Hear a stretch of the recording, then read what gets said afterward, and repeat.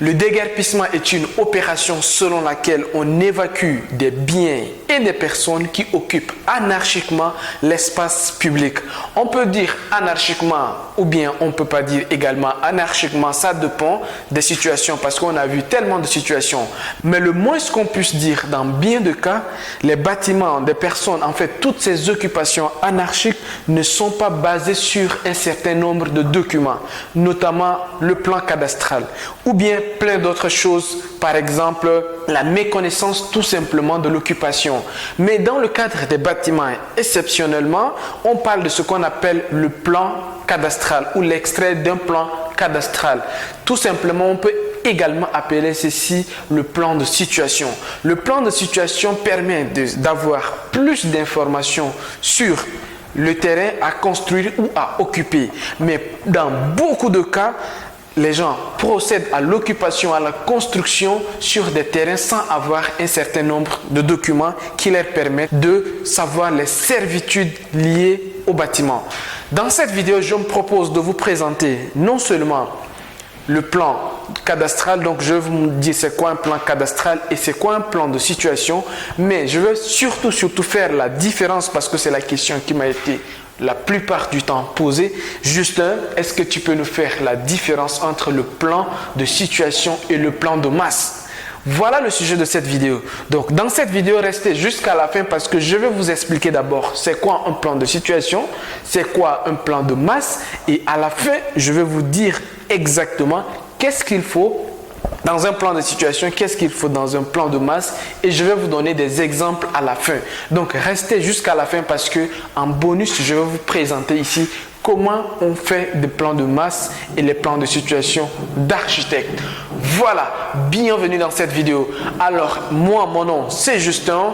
Bienvenue dans cette vidéo. J'ai créé cette chaîne dans le but de partager avec tous ceux qui seront intéressés les domaines de l'architecture, de la construction de façon générale. Donc, si tu viens d'arriver sur cette chaîne, plus que deux choses à faire. La première des choses, c'est de t'abonner à ma chaîne YouTube pour être informé, surtout d'activer la cloche des notifications pour que toutes les fois que je publie des vidéos, tu sois informé de toutes les prochaines publications.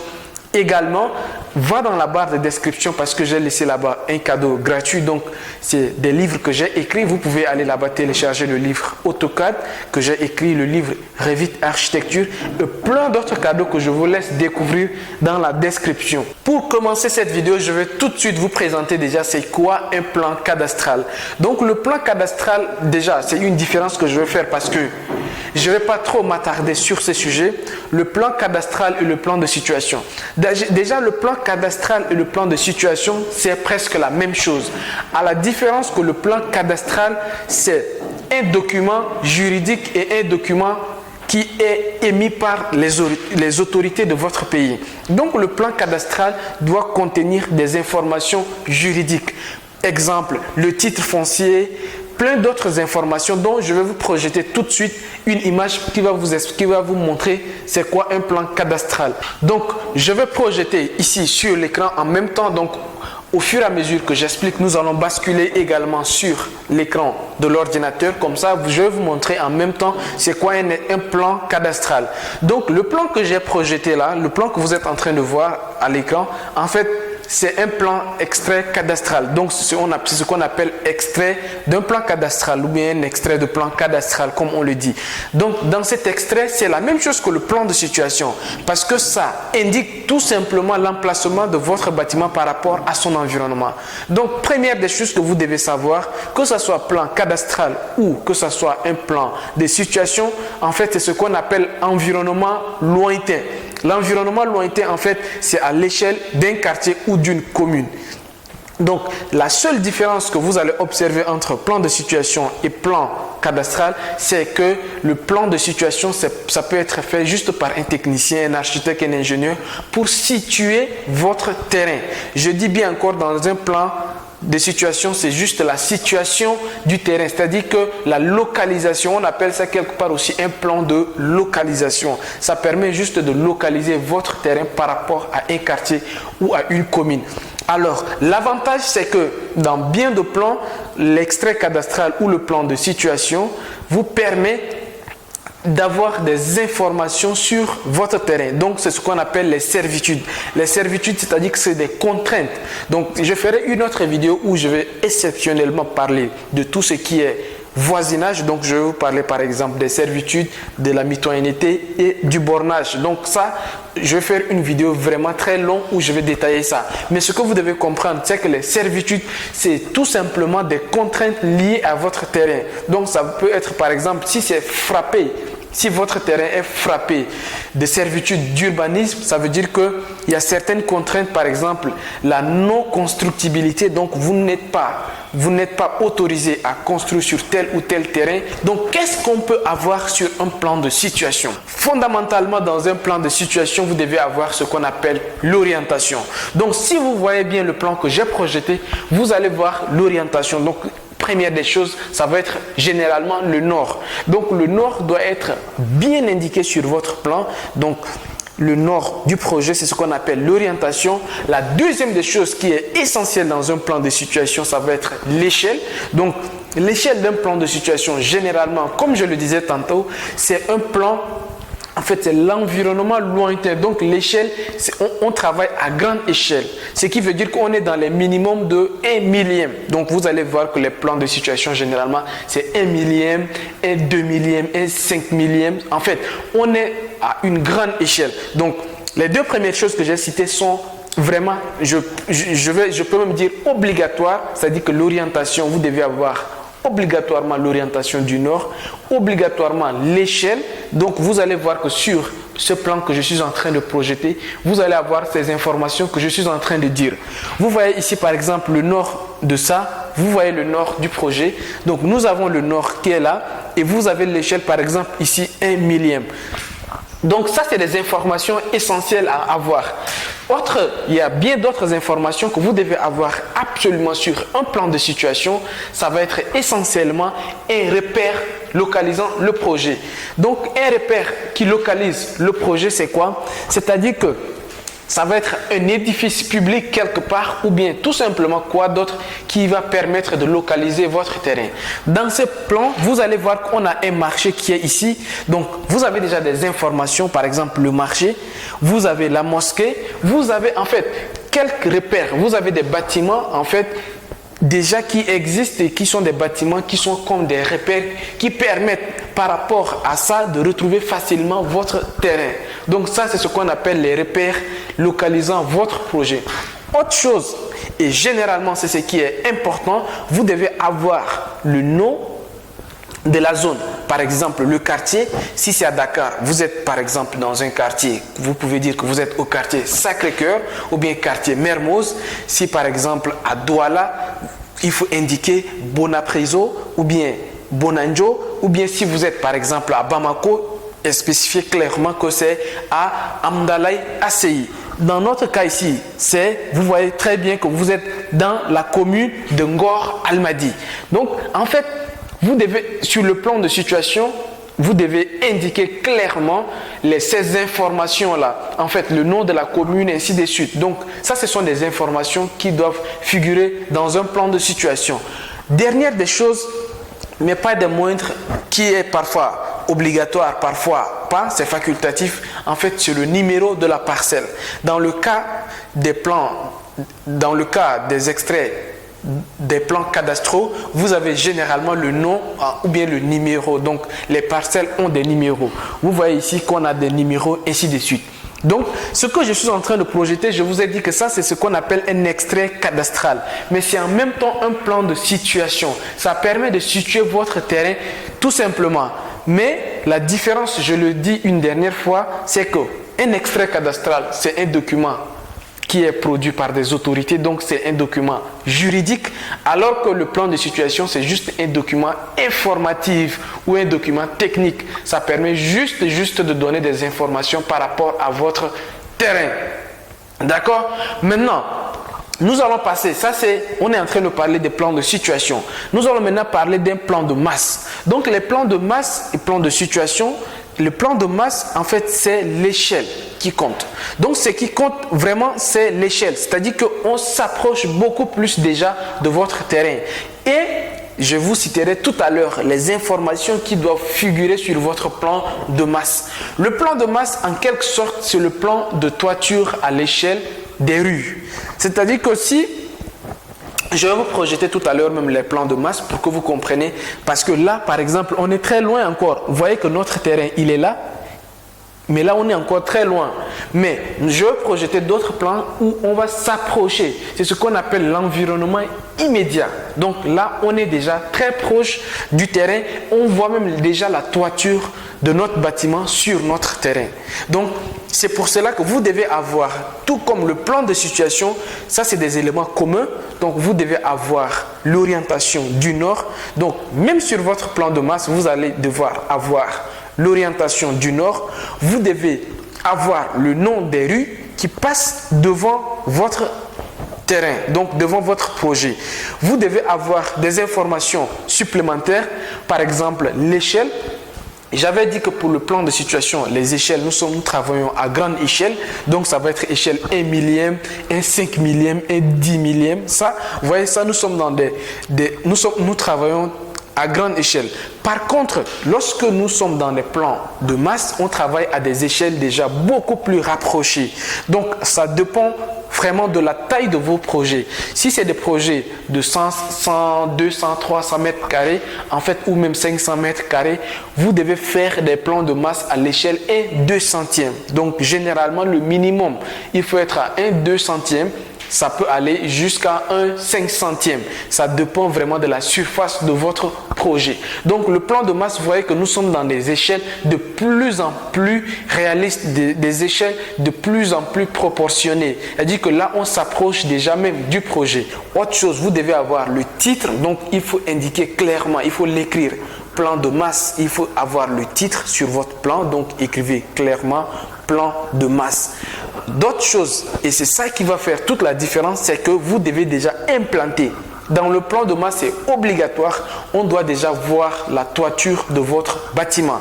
On doit voir très clairement ce que ça occupe. C'est-à-dire que l'occupation réelle, c'est-à-dire que vous allez voir déjà même les contours. Donc, votre terrain, il occupe tel espace, il occupe tel espace, il occupe tel espace. Pour récapituler tout ce que je viens de dire, c'est-à-dire que sur votre terrain, on doit déjà voir l'emplacement, en fait, l'occupation exacte de votre bâtiment sur le terrain. Ça, vous devez voir ça absolument. Et c'est ça même le but principal d'un plan de masse. Un plan de masse, c'est de voir l'occupation exacte de votre bâtiment sur votre terrain.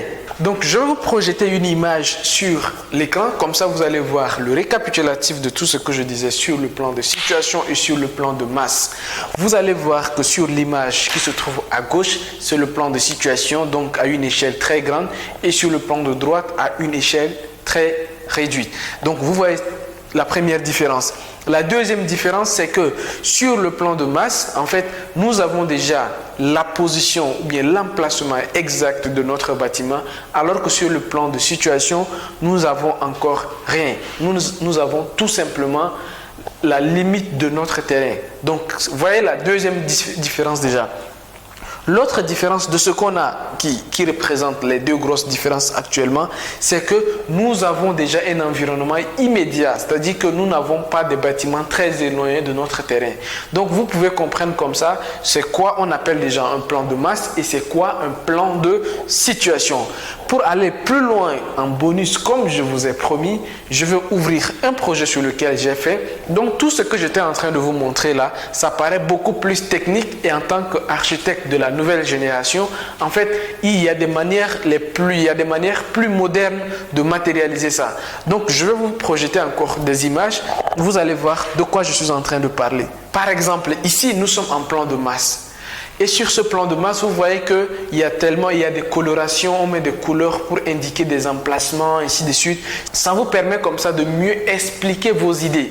Donc, le plan de masse coloré, en fait, ça va être un plan de masse qui n'est pas comme l'autre plan de masse où on n'a pas des informations très techniques, mais ici, on a des informations plus visuelles.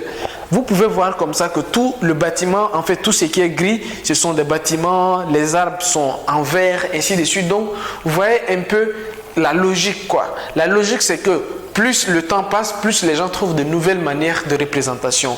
Mais ce qu'il faut comprendre, c'est que des informations nécessaires, même ici en termes d'échelle et d'orientation, vous pouvez comprendre déjà que là, nous avons l'orientation qui est là, donc nous avons le nord. Nous avons ici l'échelle, donc vous voyez que les informations essentielles reviennent toujours dans un plan de masse. Vous avez l'emplacement déjà des bâtiments, donc sur un plan où vous avez, ou bien sur un terrain où vous avez l'emplacement déjà de votre bâtiment sur le terrain, vous allez vous dire tout de suite que c'est un plan de masse et non un plan de situation. Parce que dans un plan de situation, nous n'avons pas encore la position exacte du bâtiment.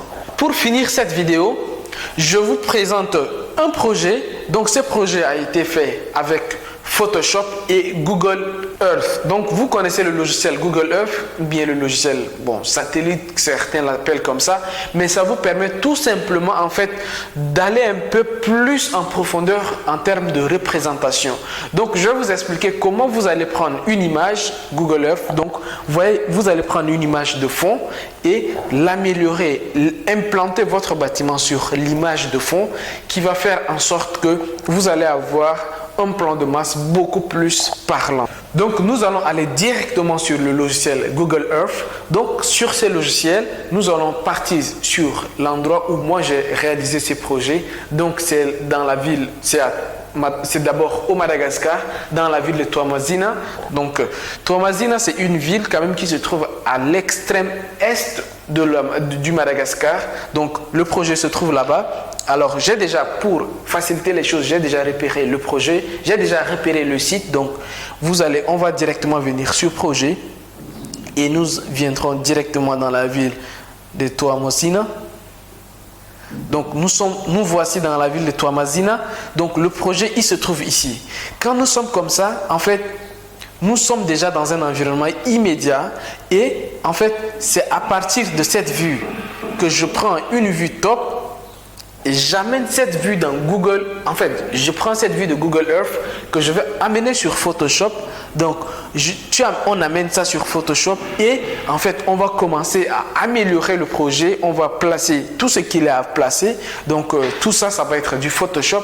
Donc, dites-moi dans les commentaires si vous voulez également que je fasse des tutos dans ce sens pour vous permettre de faire des plan de masse comme ceci. Donc c'est pas très compliqué, c'est très simple, c'est juste des aménagements qu'on fait sur Photoshop. Il n'y a rien de compliqué du tout, des aménagements sur Photoshop très simple. Donc c'est à partir d'une vue Google Earth. Donc là vous voyez que nous sommes dans un environnement immédiat. Si je dois faire une analogie avec le plan de situation, là nous sommes dans un plan de masse, c'est-à-dire que nous sommes dans un environnement immédiat. Et si on est un peu plus loin, vous voyez, là, on peut appeler ça par exemple un plan de situation. Parce que nous sommes encore à l'échelle d'un quartier. Donc, vous voyez que nous sommes dans un quartier. Vous voyez que la cité agriculture, vous avez déjà des références, des repères qui vous permettent de localiser votre projet. Donc notre projet est là, mais nous avons déjà la cité Otino, nous avons la cité Tanamambao, nous avons la cité Agriculture. Donc en fait, nous avons comme ça des repères qui nous permettent de localiser déjà notre terrain. Et c'est ce qu'on appelle le plan de situation. Donc de façon plus moderne, les gens ne représentent pas les plans de situation juste avec des traits, mais aussi avec des images. Dites-moi dans les commentaires si vous avez besoin que je fasse des tutos Photoshop et Google Earth pour vous apprendre comment faire des aménagements comme ceci, faire des plans de masse avec des images pour mieux expliquer vos idées. Dites-moi tout ça dans les commentaires et ça me fera plaisir d'aller lire et de faire des tutos si je trouve que c'est vraiment nécessaire. Sinon également, il n'y a pas de souci. Mais j'espère vraiment que dans cette vidéo, j'ai répondu à la question des personnes qui voulaient savoir c'est quoi un plan de situation et c'est quoi un plan de masse. Dans cette vidéo, nous avons vu des éléments importants, des éléments essentiels à figurer dans un plan de situation. Et nous avons vu également des éléments essentiels à figurer dans un plan de masse, que ce soit en termes d'orientation, d'échelle ou bien de tout ce qu'il y a. Donc vraiment, j'espère avoir fait le tour de la question en 15-20 minutes. Voilà les amis, on arrive au terme de cette vidéo. Je suis très content d'avoir partagé avec vous la différence entre le plan de masse et le plan de situation. D'ici là, n'hésitez pas à vous abonner à ma chaîne comme d'habitude. Sinon, également, allez-y dans la barre de description. Vous allez trouver tous les liens que j'ai mis là-bas pour des cadeaux et tout. Donc, tout se trouve dans la description de cette vidéo. Donc, les amis, on se dit à très bientôt et ciao. Au revoir. Surtout, profitez également de ces moments de confinement pour mieux vous former. Voilà, ça c'est mon message. Donc, voilà, c'est ça. Au revoir. Ciao.